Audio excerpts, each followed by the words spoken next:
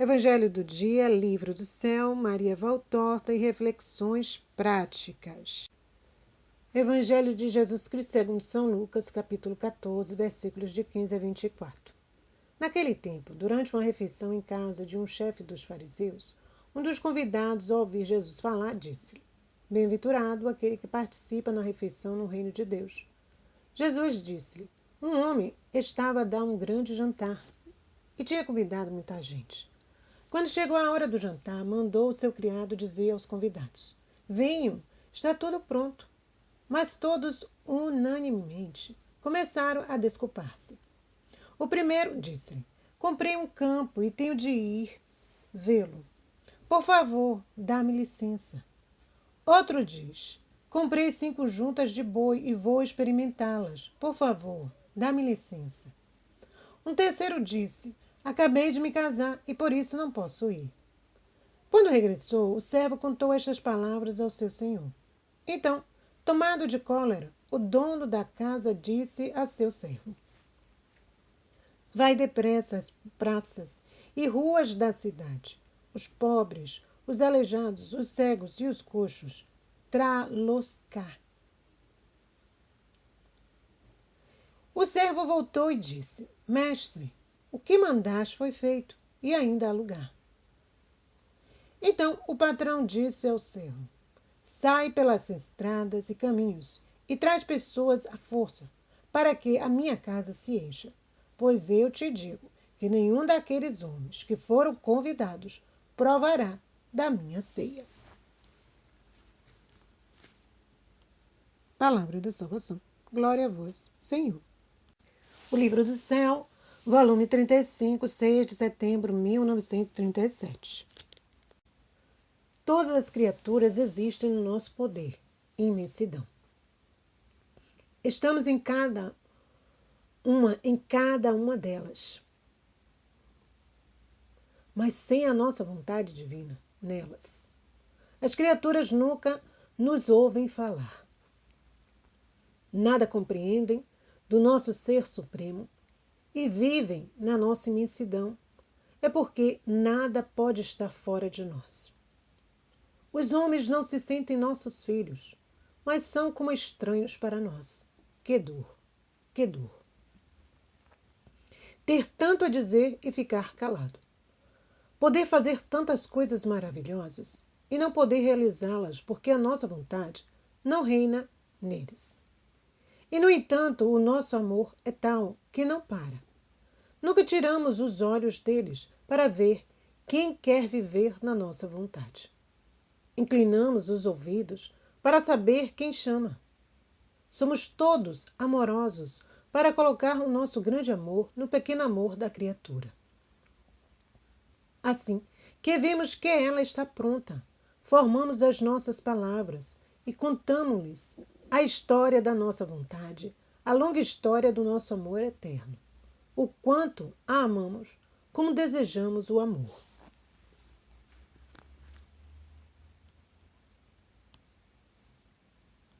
Deve saber que quando amamos e não encontramos quem nos ame, o nosso amor não sabe para onde se virar para ser amado em troca. Vagueia impaciente e delirante, e se não encontra nem um pequeno eu te amo de uma criatura para se apoiar, retira-se para dentro de nós, no nosso centro de amor. Mas falo com um sofrimento que uma mente criada não pode compreender. O sofrimento do amor não correspondido é indescritível. Ultrapassa todos os outros. Queremos sempre dar, estamos num ato contínuo de dar, mas queremos encontrar na criatura a vontade de receber, um desejo, um suspiro, um pequeno espaço onde possamos colocar nossa vontade e tudo que queremos dar e fazer. Estes desejos e suspiros são como ouvidos que nos escutam, olhos que nos olham, corações que nos amam, mentes que nos compreendem. Se não encontramos estes pequenos espaços, não podemos dar nada à criatura que permanece cega, surda, muda e sem coração. Por isso, a nossa vontade é rechaçada e regressa ao espaço das nossas regiões celestes. O Evangelho como me foi revelado de Maria Valtorta. Mas, escuta-me, e compreenderás melhor como as preocupações, as riquezas e os festins nos impedem de entrar no reino dos céus. Um dia, um rei festejou o casamento do seu filho. Podem imaginar a festa que se realizou no palácio do rei? Era o seu único filho, e quando atingiu a idade certa, casou com sua amada. O homem, que era pai e rei, queria que tudo fosse uma ocasião de alegria em torno do seu querido filho, que finalmente tinha tornado-se marido de sua predileta, sua amada. Entre as muitas celebrações do casamento, planejou uma grande refeição que preparou com antecedência, cuidando de todos os pormenores para que fosse um sucesso digno do casamento do filho de um rei. No momento oportuno, mandou os seus servos dizer a seus amigos e aliados, bem como os grandes do seu reino, que o casamento tinha sido marcado para uma certa noite e que estavam convidados todos a virem rodear dignamente o filho do rei. Mas nem os amigos, nem os aliados, nem os nobres do reino aceitaram o convite. Então, o rei, pensando que os primeiros servos não tinham se explicado bem, mandou outros a insistir e a dizer: mas vinde, nós pedimos-vos, já está tudo pronto. O salão foi preparado, vinhos preciosos foram trazidos. As cozinhas já estão cheias de carne de vaca e de animais gordos para cozinhar. Os servos estão a amassar farinha para fazer sobremesas e outros estão a bater amêndoas para preparar os melhores doces com os sabores mais raros. Os melhores dançarinos e músicos foram contratados para a festa. Venham para que todos os preparativos não sejam em vão. Mas os amigos, os aliados e os grandes do rei ou recusaram ou respondiam: temos outras coisas para fazer. Outros fingiam aceitar o convite, mas iam tratar dos seus assuntos. Uns para os seus campos, outros para suas lojas, ou para outros assuntos ainda menos nobres. Por fim, houve quem, irritado com tanta insistência, agarrasse os servos do rei e os matasse para os silenciar, porque eles acrescentavam: não recuseis isto ao rei, se não pode acontecer-vos algo de mal.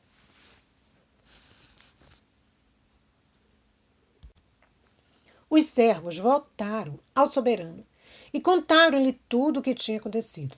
Indignado, o rei enviou suas tropas para castigar aqueles que tinham desprezado o seu convite e maltratado os seus servos, reservando-se o direito de recompensar os que tinham prometido vir. Mas, na noite da festa, à hora marcada, ninguém apareceu. Indignado, o rei chamou os seus servos e disse-lhes: que não se diga que o meu filho ficou sem ninguém para celebrar a sua noite de núpcias.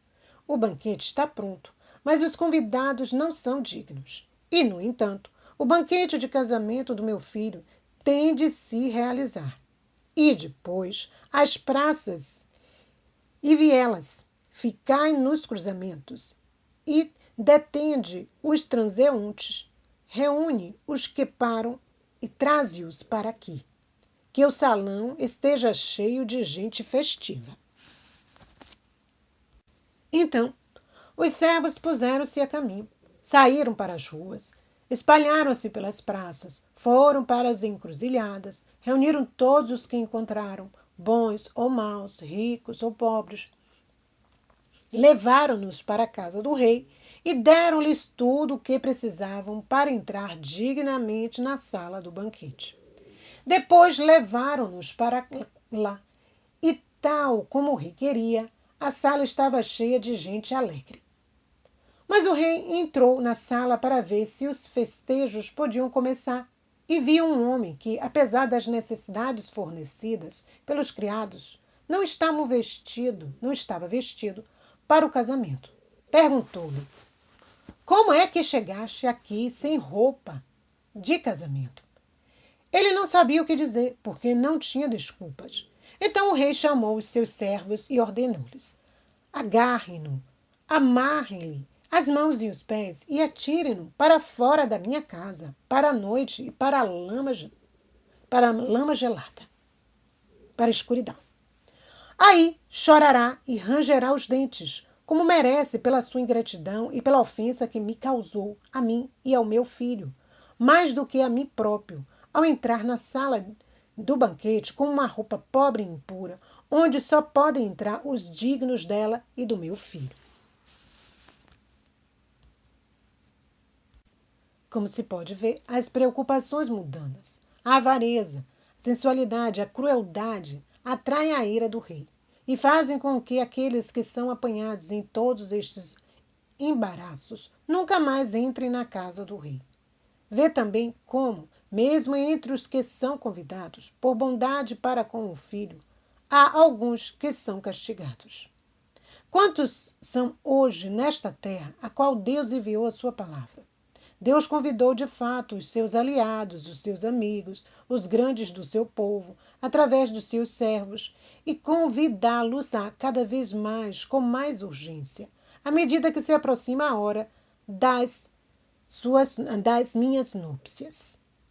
Mas eles não aceitarão o convite porque são falsos aliados, falsos amigos, e são grandes apenas no nome, pois estão cheios de baixeza.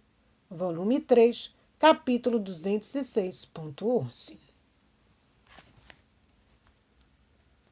Reflexões práticas.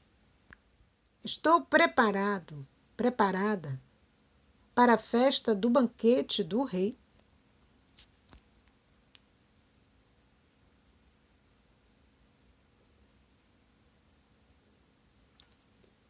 Qual a veste que eu usarei na festa do rei?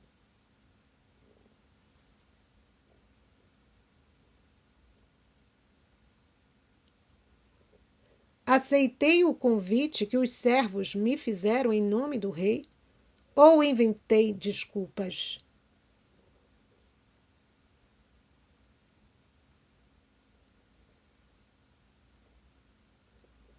Me alegro com a alegria do rei, com as núpcias do seu filho?